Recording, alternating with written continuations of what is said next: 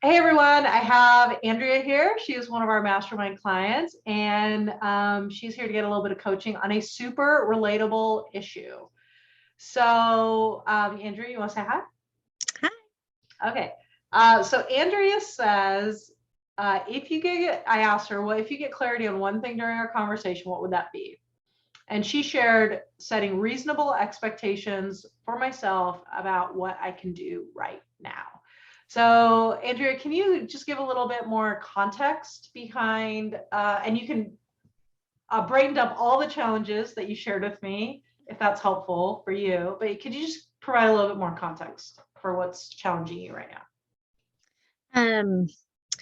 Well, I just officially started my business, and I feel like retention is one of my challenges. With the few people that I have signed up, I kind of don't know how to keep them going moving forward. And I'll always networking. I'm just finding new clients and places to talk to people.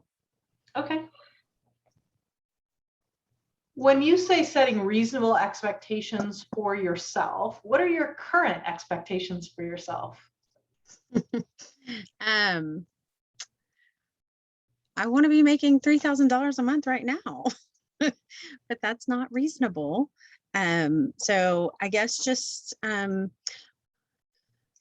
reasonable expectation as far as number of clients to sign up a month,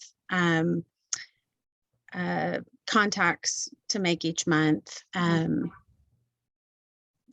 just goals for, I guess, for how long before I'm making certain amounts.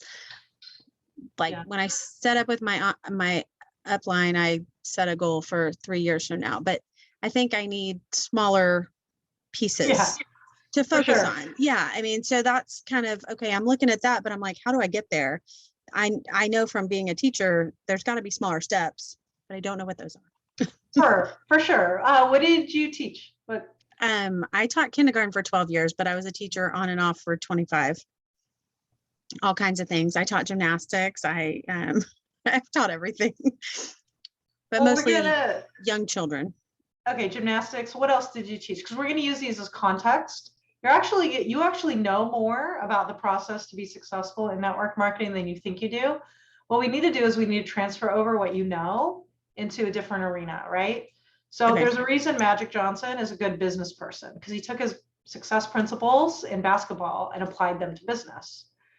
A lot of the success principles that I learned as an athlete, I use in my business. You show up for practice no matter what. Absolutely. So I show up for work no matter what. There you go. And that was something that I learned as an athlete, that even if you're ill, you sit on the sidelines, you show up no matter what. Now, that translates into its own version in my business and ability to be consistent, right? So what else did you teach other than kinder and gymnastics? I was a reading specialist for a couple of years, and grades 2 through 5. I also taught, and I ran camps, summer camps. Cool. So lots of kids. Quite the teacher. All right. So now we're going to work with adults. Does that seem intimidating to you, to go from young kids to influencing adults? Even though I've dealt with parents for years, it's still so intimidating for me sometimes. Okay. Well, and was that conscious for you? With adults? That your experience has been with kids, and now you're moving to... No, actually not until this moment. Okay. I really hadn't thought about the difference. So I think that's actually just really important for you to know in your learning process, is that you're actually going to be learning a new way, not a new way of communicating, but a different way of communicating with people. And I think that that's just worth noting, so that you give yourself a little bit more grace, a little less like, what's wrong with you? Like that self-talk that we all have. Yeah. Because as a teacher, I can imagine from working with other people, I don't want to put words in your mouth, but it's like, I'm a smart person. I should be able to get this. However, when you are learning how to teach all these things, or when we teach children, right, they're starting from ground zero. So whether it's reading, whether it's gymnastics, whether it's kinder, and what we do is we layer one step at a time. Right? It has to be letters before it's words, before it's sentences, before whatever. Now, when we compound those, they can go really, really fast. But what would happen if you tried to teach a kid to read letters, words, sentences, and paragraphs all in the same moment? No, they'd be stressed. They'd be stressed. Well, their brain would be incapable of it. Yeah. But we kind of break out learning into projects, building blocks, so that that people are able to gain some confidence, right? So let's look at reasonable expectations. If you work hard consistently and focus on the core areas of business, which we'll talk about, your income will grow, right? It's about the daily inputs, which we'll talk about. What we want to do is try to create momentum, and we want to create some wins. Yeah. So I'm actually going to let me try and think of the best way to do this. I'm going to explain like some really simple goals. Now you're still kind of in your launch phase, right? Yeah. So most people start with people that they know and they're comfortable with. Where are you with that? I know you mentioned you enrolled your mom and your mother-in-law and a couple other people. So where are you with just sharing the products and having conversations with people you already know in like the practice phase of your business? I've probably contacted, I don't know, 50 people. 50 people total. And what have you been saying to them? Just my family and I have started a new I can't think of the words that I've used, but we've just started using a new product in our home that we feel is helping us lower our toxic load and just be healthier. And I was wondering if you would like to try it or like to learn more about it. Okay, that's basically pretty good. What kind of responses are you getting? Not a lot of not interested or not right now. Some of them I've actually just texted. I haven't called them personally and I don't get a response. So I guess I need to make a call. Oh, that's frustrating. How does that make you feel? It is frustrating. It also like, it scares me because I'm like, well, they are my friends and I don't want them to not, like me. Yeah. Okay. And so is that why you're trying online networking? Because you're like, get me out of this uncomfortable situation as quickly as possible? Absolutely. Okay. I'm on to you. Yeah. The uncomfortable of these are people I know and I don't want to bug them. I still feel like I have a product that could help them in their homes if they were willing, but Sure. I don't know. Okay. So let's try this like thought of in the launch phase, the people you know are practice. Okay. They're practice.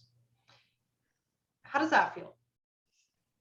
It feels a little easier because then I'm not looking for a commitment from them. It's important that you are unattached to the outcome. So there's a difference between selling to people you know and feeling like your business is like on the backs of the people that you know and your network and your relationship. That's pretty heavy. Yeah. There's a different perspective, which is your whole business, right, for your next however many years is not going to be just from the people you know. And you know that, right? But the people that you know are helpful for the practice, for the repetition, for the like fine tuning your presentation, whether they buy or not, fine-tuning your invitation to learn about how to earn free product or income, right? It's all about what you really need in the beginning is repetition, even more than you need. I know it sounds weird as a sales trainer, even more than you need sales. Okay. Right? It's about repetition and practice. And what ends up happening is people end up choosing to buy regardless, because in theory, you have a good sales trainer that is going to help you with a conversation that is going to be comfortable, and you're going to feel comfortable, and they're going to feel comfortable, and about half of the people end up buying anyway. So we have just a couple of phases. So the first thing is we want to just get repetition, right? As much as possible. And it's basically this question: how many, I'll just call them sales conversations, right? The one-on-one, right? Maybe a hosted event. Can you do, period, in a short amount of time?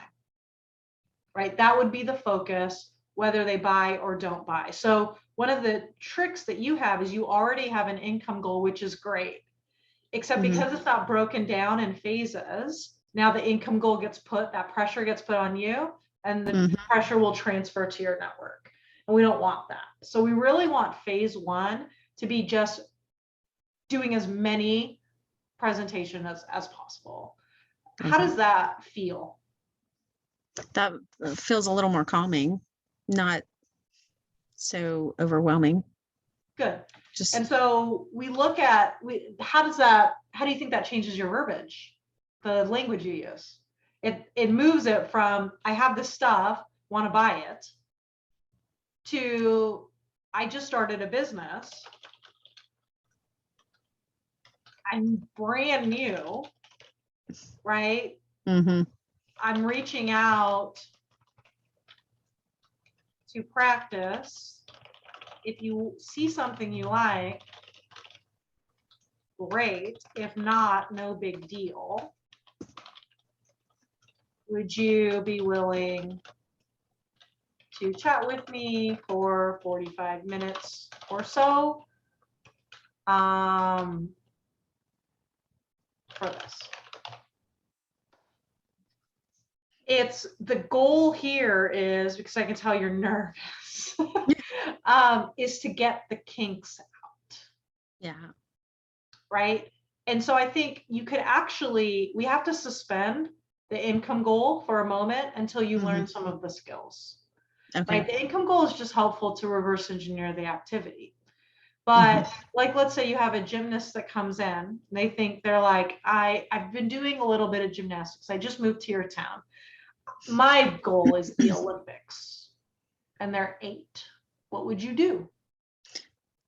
Well, decide to evaluate where you are right now, and what's the very next step we can do to move forward. That's right. To your next level. And you would probably ask that student to stop thinking about the Olympics. Yeah. And show me a somersault. Yeah. Right? Like, kind of like, prove it. Because if you can't do a somersault, we can't talk about the Olympics. And then if you can't do a cartwheel, and then I don't know what comes after those two things. But that'd be the way you would think about that, right?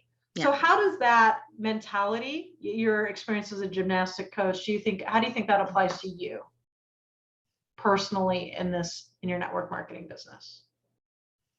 How does that, like, not thinking about the Olympics, just looking at the moment, you mean? Yeah. How does that resonate with you?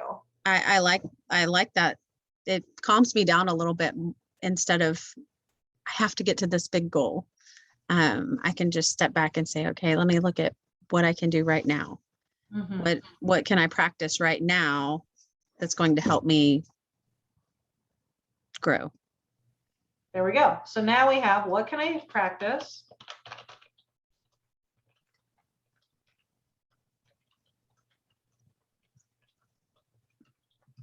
Okay, good. All right. So if you're going to be doing as many of these practice appointments as possible, I would say the next thing that you can practice would be actually doing your sales conversation. Now, luckily, at the time that we are recording this, that's the week we're on in our mastermind. So you're actually covered. I'm not going to go into that one in too much detail, because what you wanted to know is, what are the goals? What is reasonable progress? So I would actually look at your schedule. So if you have, sounds like you have about 3 hours a day. Probably, Who's going to watch your 4-year-old while you're trying to work, though, while you're doing presentations? It's actually my 6-year-old. My 4-year-old will be in pre-K. So my 6-year-old that I homeschool, I am going to set up some activities for him to work on, and he's pretty good about playing in his room. So I'll probably, I think I can manage, I'll have to take a break every probably 45 minutes and regroup him, but that'll be 5 minutes. And then I can go back to what I'm doing. That's kind of my plan. Okay, that's great. Okay, so what I would recommend, so there's a few different goals that you want to look at in your network marketing business. And as a part-time person, I'm going to give you some part-time goals. They're not necessarily linked to your income goals, but I don't actually think that's the most important thing right now. I think you can calibrate that over time. Okay. Because right now we need to get you going and seeing some success and seeing some wins and feeling confident, right? You're in this early business stage, as opposed to the part where you're really fine-tuning your income. So the fact that you have an income goal, that's great. Here's where we want to start. So I would say we want 30 to 60 connections or reconnections with humans. Okay. Now, a connection would, in theory, be someone you find on social media that you connect with, someone you don't know, like we have new connections, right? We also have reconnections. And it's really important when you're making these that you are unattached to the outcome. You are suspending your business and being a human and connecting with people. Okay. The next one we want to look at is, over the course of a week, we want to have 2 to 3 sales conversations. Which probably means you need to invite, 5 to 8. You're going to also have some other networks. So this will start to cascade. If you're able to have 2 new connections a day, 2 connections or reconnections, and that's like a, hey, how are you? Like what you can control. That could probably spit out to 0.5 or 0.7 a day of people that might be interested, or you can have an event and invite them. I can ask them later, right? But it starts to cascade a little bit. Does that make sense? I don't know if I explained that really all that well. So maybe it's inviting 1 to 2 people per day to a one-on-one or an event that you might be hosting. The event could be online or in person. Okay. And then our hopeful, ideally, this spits out like 5 to 6 new customers, but this is all contingent upon, we'll just see. Right, this is where we need to be unattached to the outcome and we start to get some results. Now, if you are in a position where you can make 4 reconnections a day, 2 to 3 invites a day, then you'll see all of these start to double, right? Okay. But if right now you want to think about, what could I reasonably maintain? What's the minimum I can maintain on a daily basis versus I'm going to go crazy and do that. This is what I would look at from a definition of success, because you can tally these things on a daily basis. Okay. How does that feel so far? That feels okay, but I'm a little confused. Okay. So when you say 30 to 60 new connections or reconnections. In a month. Sorry, in a month. Okay. That's where I was like, I'm so confused. A month. Okay, I get it now. It's okay. And this is a week. Okay. You're stuck in my last coaching spot of the day today. That's Sorry, okay. everyone, for confusing you too. Yeah, in a No, month. that's okay. That makes sense now. I just wanted to clarify that, but okay, that all makes sense. That it's reasonable, and yeah, for sure. Okay, cool. And I'm gonna, I'm a book nerd and you're a former teacher, so I feel like we're gonna align just fine. There you And go. there's this book called Fix This Next. You don't need to go read the book, but it's on like which parts of your business do you need to fix, in which order to create the most momentum. Okay. And you had mentioned that you want to, right? I want to master my retention, and I want to master my networking, and I want to master my conversion, like all these things at the same time. And so I actually made a network marketing version of Fix This Next. Okay. Right. And it usually starts with, do you have an enrollment goal and know what numbers come back? Like what, if you reverse engineer, and know what activities, right? Like some people don't even have that. I usually recommend shoot for 5 and then just keep ratcheting it up. Like if you hit 5 in the middle of the month, great. But Just it's like, it's close enough, right? Or 3 or something that feels like close enough. And if you hit it fast, you can keep going. You don't have to stop. But I find that to be really helpful. Do you reconnect with enough people to reach that enrollment goal?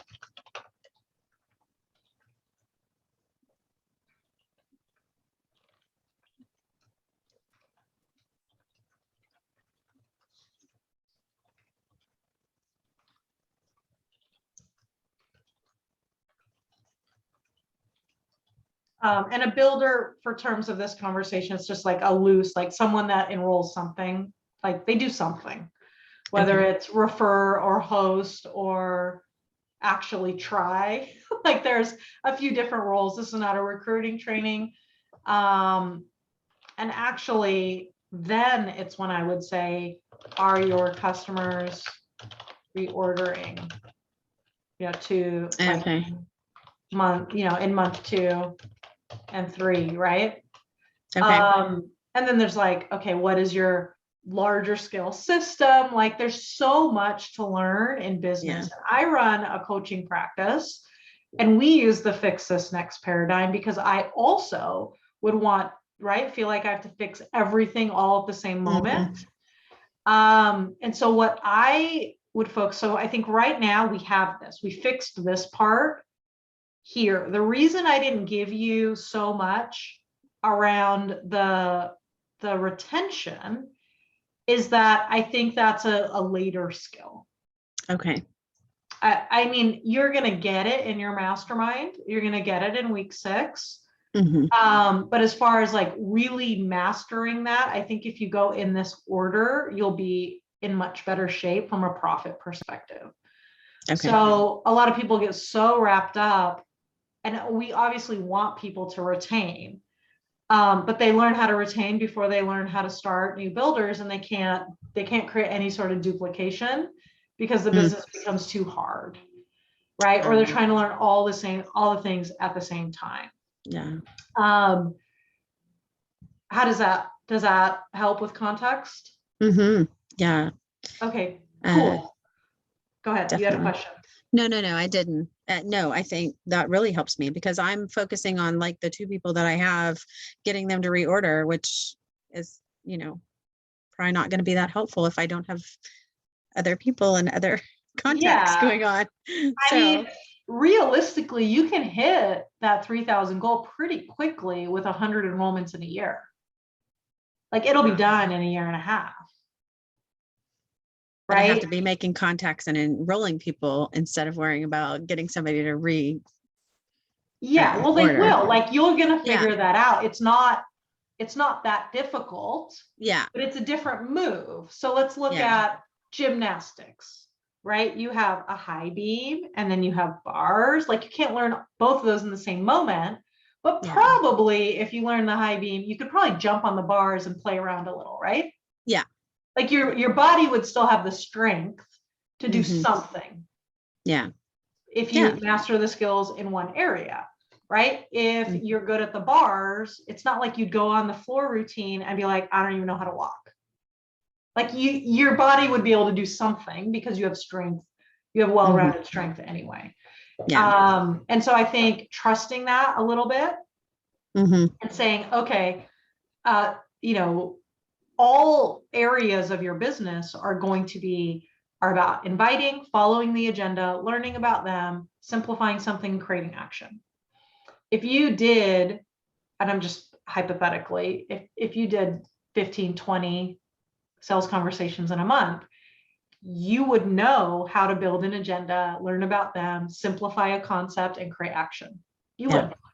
Yeah. So when you go to retention, you would keep all of those skills. Yeah. That But makes see, you're sense. not building your retention on a sales skill. You're not building your recruiting skills on it. You're not building a foundation. So that's why building the foundation is so critical. Yeah, that makes sense. And so that's really like in the next 30 days, that's what I would recommend that you focus on. Okay. Part of me wants to give you a next step, but I am going to trust my professional judgment and not give you a next step and say, when you've done 10, 15 practice appointments, Yeah. it will turn into stuff. Yeah. Okay. You'll still be in my mastermind and you can just ask me what to do next. Okay. Like That sounds good. we'll take care of it because I don't want to move you too far. Right now, your connection time can just be in the reconnecting of like, hey, how have you been? Yeah. Okay. You can just be a human.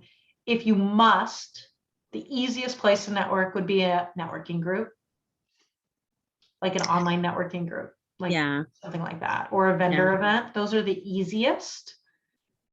Social media, networking has a little bit of nuance to it. It would just be, you would learn it. Like, I'm not worried that you're not gonna be able to learn everything, but to learn it on top of each other is going to be tricky.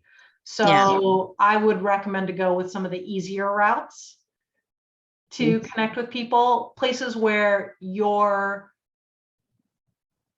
role as a business owner is welcome, right? That's just going to make you feel better. So I'd go with networking groups. Online is okay. There's a lot of them right now. If it's appropriate, or even if Texas summer humidity can handle it, probably not. If it makes sense based on your geography and what's going on, that also might be something, because you can go to a vendor event and be like, hi, I sell this stuff. Yeah.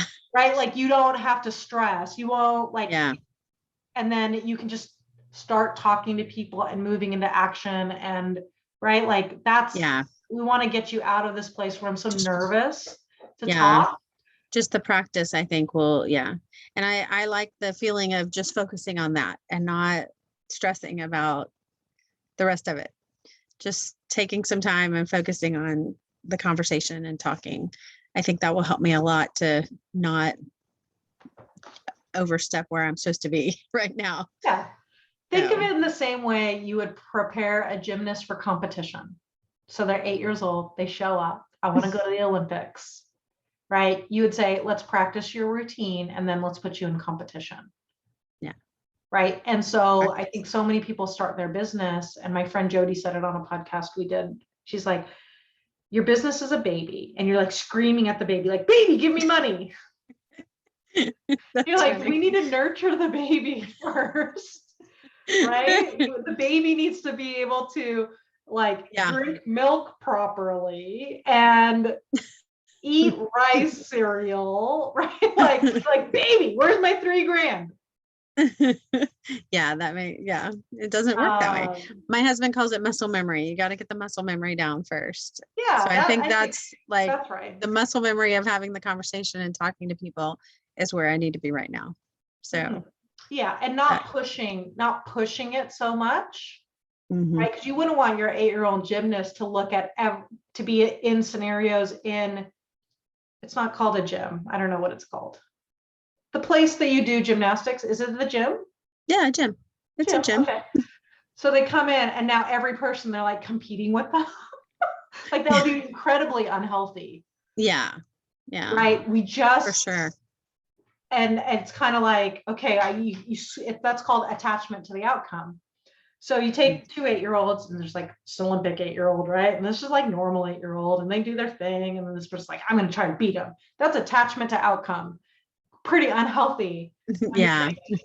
So sure. we take a step back, and we prepare for competition is when you're like, okay, it's time for this thing to make me money. But there's a period before competition that I think that's where you are right now. And as you master the skills, the income goals won't be so intimidating for you. Yeah, that makes sense. Cool. How do we do?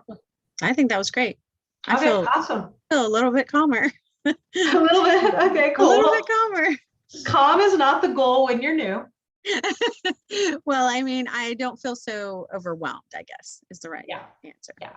I think you're going to be fine. If you were able to teach kindergarten, let's take a step back here for a second. Pretty sure you'll be able to read from your sales conversation and do great, right? And use those teaching skills. I'm going to teach you about how the products work. I mean, right? Like, use those skills that you have already. And I think you'll be in good shape. And just start reconnecting with adults as people. Like maybe get a hobby. I'm with children a lot. I think try a hobby when there's no kids. I think now's a good time to find that part of you. Yeah. Because it's going to really improve your confidence around adults. Yeah. A lot, which is the reason I was able to notice that is we've seen it before. Like you're not the only person that's used to working with children that's making the jump, right? So what would you say are your biggest takeaways from our conversation? Connecting and reconnecting. And practice. It's practice. It's not, I'm moving away from, I'm not focusing on that end goal. I'm focusing on the conversation, the sales conversation, or so I think that's what I took away, that I need to, where I need to focus. Awesome. I have actually one thought that would work really well for you, I think. Okay. Everyone knows you've been teaching for 25 years, right? Mm-hmm. Oh, yeah. So if you actually say that in your acknowledge the awkward, and you say, I've been teaching children for 25 years. I don't even remember how to talk to adults anymore. Can I please practice? That's a good idea. It's straight up honest. It's straight up authentic. It lowers expectations on your end. And how could someone say no to that? Right. Yeah. I like that. And then you'll feel so much more comfortable because it'll be out. Like, I don't know how to talk to an adult anymore. So I'm just going to try this, and I'm going to try not to baby talk. Or, I mean, I know you wouldn't anyways, but I think that might be a little bit of a verbiage hack that would work really, really well for you. And again, like I said, I'm not worried. If you can do these things that you talked about, you can do this other thing. All right. I can do it. I'll get there. You can do it. You can do it. All right. Well, say bye to everyone, and bye. Thank you so much for sharing all of this.